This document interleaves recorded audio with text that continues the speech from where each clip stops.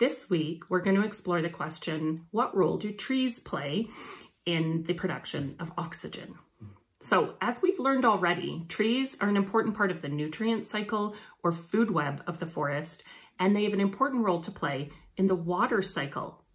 Another natural cycle that trees play a role in is turning carbon dioxide into oxygen. So let's take a look at how forests do this. How do they transform carbon dioxide into oxygen? This process itself is called gas exchange. And to understand gas exchange, we first need to understand photosynthesis, which is the process used by all plants to convert energy from sunlight into food energy. First, though, let's understand what the word photosynthesis means.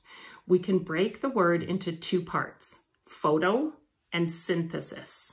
The word photo comes from the ancient Greek word for light, and synthesis comes from the ancient Greek for putting together. So photosynthesis means putting together with the help of light. So keep that definition in mind as we get into more detail about how the process works. Now, the process of photosynthesis. To understand that, we need to take a close look at leaves because that's where all the action really happens. Think of each leaf as a mini factory making food for the tree. And just like any factory, leaves need raw materials and energy to make their product. The raw materials needed by our little leaf factories are carbon dioxide and water.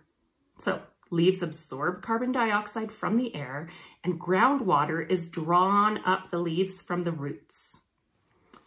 So now our little leaf factory has the raw materials it needs, and it just needs energy. To get this energy, plants need something called chlorophyll, a green pigment that just happens to be really good at trapping energy from sunlight. If you don't know what a pigment is, it is a substance that gives color to something. So the color of the pigment chlorophyll is green.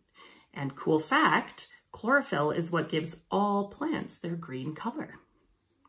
Okay, back to our leaf factory. Energy from sunlight is trapped by chlorophyll in special cells inside the leaf. If you want to know what those cells are called, they're called chloroplasts. The trapped energy is then used to separate the atoms of carbon dioxide and water. So we'll have some hydrogen, oxygen, and carbon atoms now. And then the leaf reassembles those atoms into simple sugars called sucrose. So just like any factory now, our leaf factories also produce waste. But the waste product produced by photosynthesis is actually free oxygen gas.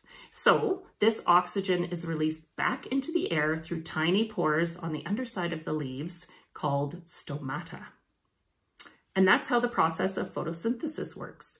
Carbon dioxide plus water combined with energy from the sun trapped by chlorophyll equals sugar and oxygen.